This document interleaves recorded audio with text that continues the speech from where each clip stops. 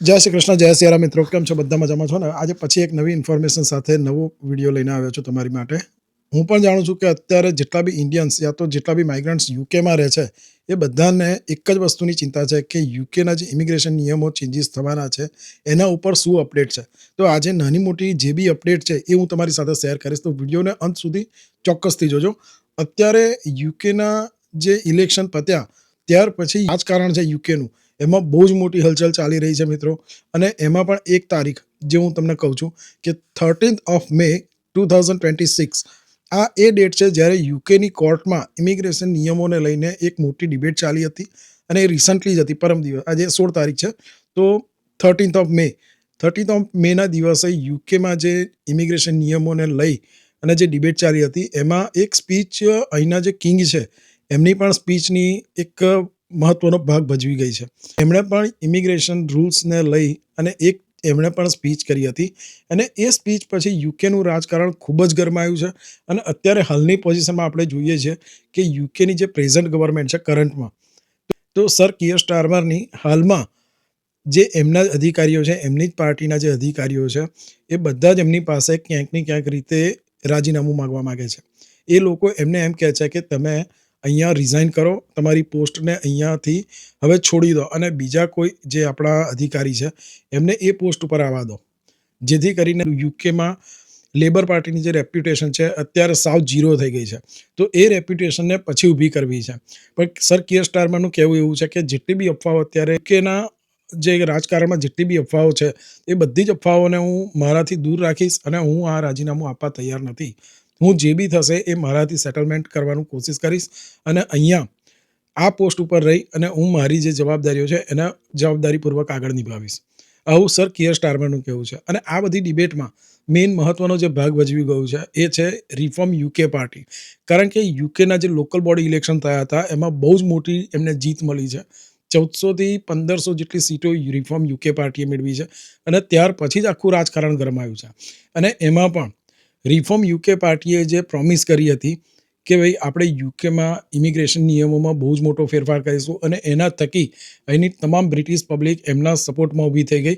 અને ક્યાંક ને ક્યાંક દ્રષ્ટિએ આ વસ્તુ કરવામાં હાલની જે કરંટ ગવર્મેન્ટ છે લેબર પાર્ટીની, અને એમાં પણ મેઇન જે આપણે કહી શકાય કે સર કિયર સ્ટારમર એ ક્યાંક ને ક્યાંક આ વસ્તુમાં ફેલ રહી ગયા છે. અને એના કારણે જ એમની પાસે અત્યારે રિઝાઇન માંગવામાં આવી રહ્યું છે.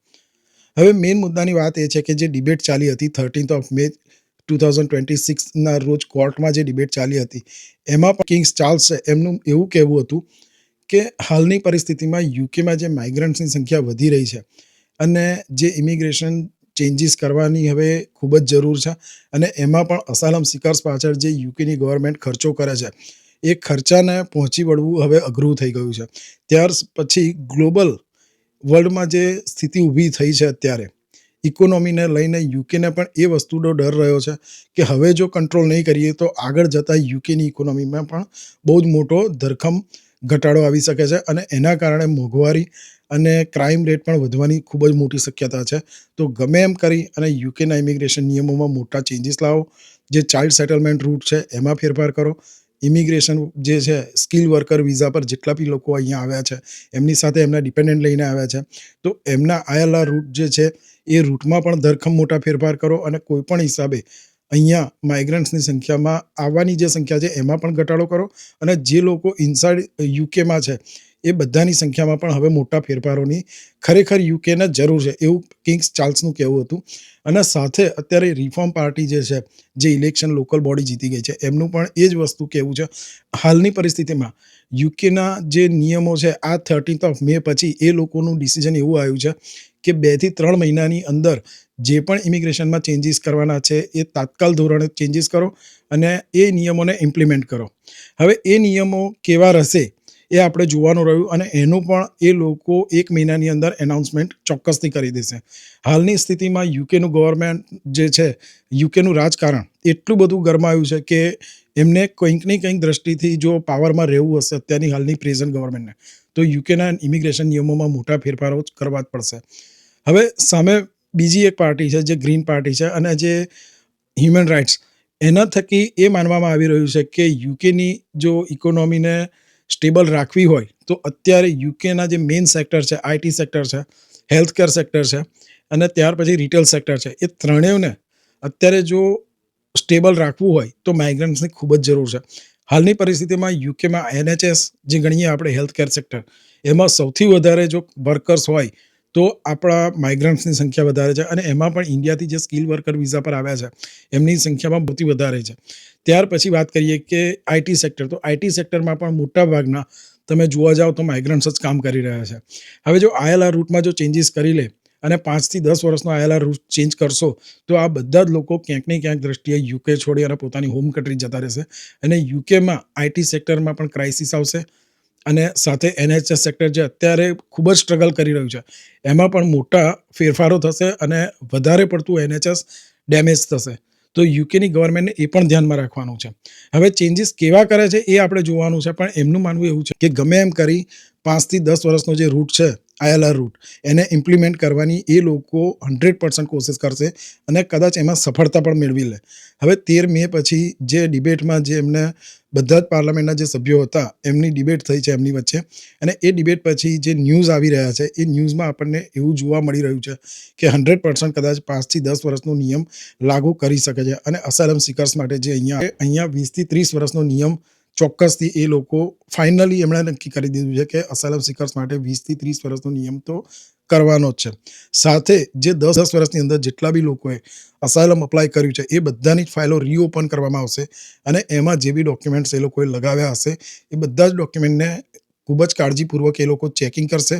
ત્યાર પછી જેટલા લોકોએ અસાયલમ અપ્લાય કર્યું છે અને અહીંયા સેટલમેન્ટ મેળવ્યું છે એમની ઉપર પણ વોચ ગોઠવવામાં આવશે અને ત્યાર પછી જો એમને કંઈક બી શંકાસ્પદ લાગશે તો એમના સેટલમેન્ટને પણ કેન્સલ કરી અને એમનું રિફ્યુજી સ્ટેટસ, એમનું જે અસાયલમ સ્ટેટસ છે એને પણ રિવોક કરી દેવામાં આવશે અને એમને પણ ડિપોર્ટ કરી દેવાશે. સાથે જે અહીંયા સ્કિલ વર્કર વિઝા પર આવેલા છે આપણા ઇન્ડિયન્સ ભાઈ બહેનો, એમને એક વાતની ચોક્કસ કહીશ કે ખાસ તમે ધ્યાન રાખજો કે જો તમારો સેલરી પે આવતો હોય અને તમે જો ટેક્સ ભર્યો હોય તો બીવાની જરૂર નથી, પણ જેટલા લોકો 0 વર્ષના કોન્ટ્રાક્ટ પર અહીંયા યુકેમાં આવ્યા છે એ બધા જ લોકો કંઈક ને કંઈક દ્રષ્ટિએ ખતરામાં છે. તો તમારે સાવચેતી લઈ અને તમારે જો તમારા સ્કિલ વર્કર વિઝા છે એને રિન્યૂ કરવાના હોય તો હવે પછી તમે 0 અવર્સના કોન્ટ્રાક્ટ બેઝ પર તમારું વર્ક પરમિટ એપ્લાય ના કરશો મિત્રો. એજન્ટો ગમે તેવું કે સોલિસિટર ગમે તે કે પણ અને જે સ્પોન્સર હોય એ ગમે એમ કે અમે તમને દિવસના કે મહિનાના આટલા વર્ષ આપીશું, તો એ વસ્તુ વિચારજો મિત્રો.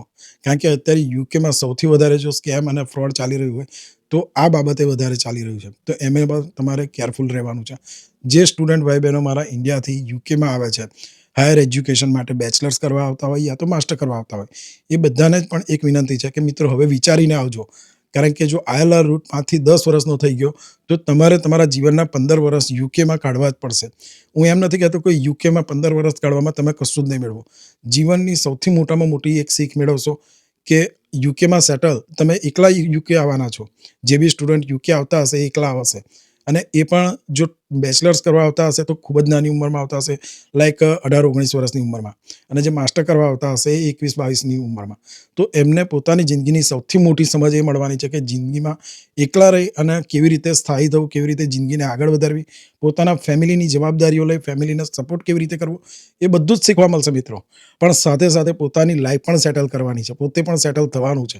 તમારા પણ એ જ સપના છે કે યુકેમાં જઈ અને યુકેમાં સેટલ થઈએ. આ બધી જ વસ્તુ ખૂબ જ મહત્વની છે અને હાલમાં જે ઇમિગ્રેશન નિયમો ચેન્જીસ થવાનું આ લોકોએ એનાઉન્સમેન્ટ કર્યું છે એમાં કંઈક ને કંઈક દ્રષ્ટિએ આપણે સૌને ઇફેક્ટ કરવાના છે. જેટલા લોકો યુકેમાં છે અને જે લોકો આવવાના છે એ બધાની ગણતરી છે અને એમાં પણ જે યુકેના ઇમિગ્રેશન નિયમોમાં ચેન્જીસ કરવા જઈ રહી છે હવે ગવર્મેન્ટ, એ બધી જ રીતે એ લોકો અત્યારે ફેડઅપ થઈ ચૂક્યા છે ઇમિગ્રન્ટ્સથી. એવું માનવું છે એમનું કે ઇમિગ્રન્ટ્સ અત્યારે એટલી બધી સંખ્યા વધી ગઈ છે કે લોકલ જે બ્રિટિશર્સ છે એમને જોબો મળવી મુશ્કેલ થઈ ગઈ છે.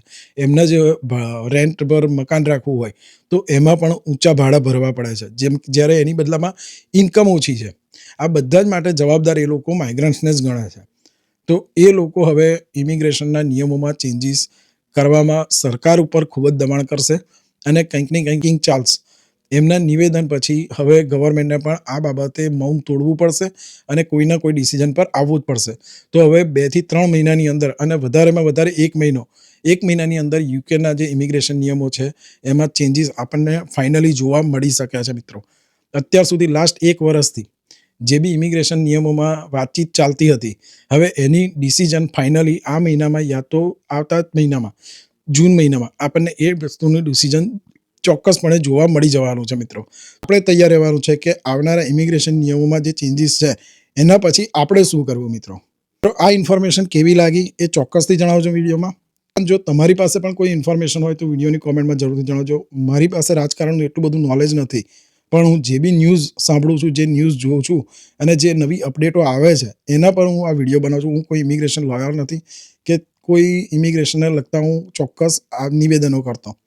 ઘણા લોકોની કોમેન્ટ પણ મળી છે, 1 થી 2 લોકોની કોમેન્ટ મળી છે કે તમને રાજકારણમાં કોઈ નોલેજ નથી. મિત્રો માફ કરજો જો એ બાબતે તમને કંઈ પણ મનમાં એવું લાગ્યું હોય કે હું ખોટા ન્યૂઝ ફેલાવું છું, તો તમે તમારી જાતે પણ સર્ચિંગ કરી શકો છો મિત્રો. બરાબર છે. સાથે એક વસ્તુ ચોક્કસ કહીશ કે મારું તમારી પાસે આ ઇન્ફોર્મેશન શેર કરવાનું મુખ્ય રીઝન શું છે કે જે ખોટી માહિતી લઈ અને આપણે લોકો જે ચિંતામાં રહીએ છીએ એ ચિંતામાંથી આપણે બાદ રહીએ અને આપણે આપણી હેલ્થનું પણ ધ્યાન રાખીએ, સાથે આપણા ફેમિલીને જે સપોર્ટ કરવા માટે યુકેમાં આવ્યા છે તો એની પર પણ ફોકસ કરીએ, ના કે ખોટી અફવાઓમાં રહી અને આપણે આપણી હેલ્થ પણ બગાડીએ અને સાથે આપણા ફેમિલીને પણ ચિંતામાં નાખીએ. મિત્રો આ વિડીયોમાં આટલી જ માહિતી હતી. વિડીયો વધારે લાંબી થાય છે તો નેક્સ્ટ માહિતી માટે તમે ચેનલને સબસ્ક્રાઇબ પણ કરી શકો છો, સાથે બેલ નોટિફિકેશનને ઓલ પર જરૂરથી સેટ કરજો જેથી આવનારી વિડીયોની ઇન્ફોર્મેશન તમને જલ્દીથી જલ્દી મળે મિત્રો. નવા વિડીયોમાં નવી ઇન્ફોર્મેશન સાથે પછી મળીશું. ત્યાં સુધી સૌને જય શ્રી કૃષ્ણ, જય શ્રી રામ. નેક્સ્ટ વિડીયોની એક વાત કરું તો નેક્સ્ટ વિડીયોમાં આપણે જોવાના છીએ કે યુકેમાં જે સ્ટુડન્ટ આવે છે એમને PSW ક્યારે એપ્લાય કરવાનું અને કેવી રીતે એપ્લાય કરી શકે છે. ત્યાર પછી જે સ્કિલ વર્કર વિઝા પર આવ્યા છે અને એમને 5 વર્ષનો ટાઈમ પીરિયડ જો પૂરો થવાનો છે તો એમને ILR એપ્લાય કરવા માટે કયા કયા ડોક્યુમેન્ટની જરૂર પડશે, કેવી રીતે એ લોકોએ અને ક્યારે ILR માટે એ એલિજિબલ થશે, એ બધું જ તમને નેક્સ્ટ વિડીયોમાં માહિતી હું ચોક્કસથી આપીશ મિત્રો. તો સ્ટે ટ્યુન અને ચેનલ પર બન્યા રહો. સાથે તમારા સૌનો સાથ સહકારની જરૂર છે તો વિડીયોને લાઇક, શેર, સબસ્ક્રાઇબ જરૂરથી કરજો. સાથે તમારા ફેમિલી સાથે પણ ચેનલને જરૂરથી શેર કરજો, વિડીયોને શેર કરજો અને તમારા ફ્રેન્ડ્સ ફેમિલીને પણ સબસ્ક્રાઇબ કરવાનું જરૂરથી કહેજો. અને વિડીયોની કોમેન્ટ સાથે તમારી સામે એક હાઇપનું ઓપ્શન આવે છે તો એ હાઇપ જરૂરથી કરવા વિનંતી છે મિત્રો, જેથી આ વિડીયો વધારે ને વધારે યુટ્યુબ લોકોની સામે પહોંચાડે અને લોકોની પાસે આ માહિતી મળે મિત્રો. તો આ મારી રિક્વેસ્ટ છે. તો મિત્રો રિક્વેસ્ટને ધ્યાનમાં રાખી અને હાઇપ કરવાનું ભૂલશો નહીં અને વિડીયોમાં કોમેન્ટ જરૂરથી કરજો મિત્રો. મળીએ નવા વિડીયોમાં નવી ઇન્ફોર્મેશન સાથે. ત્યાં સુધી સૌને જય શ્રી કૃષ્ણ, જય સિયા રામ.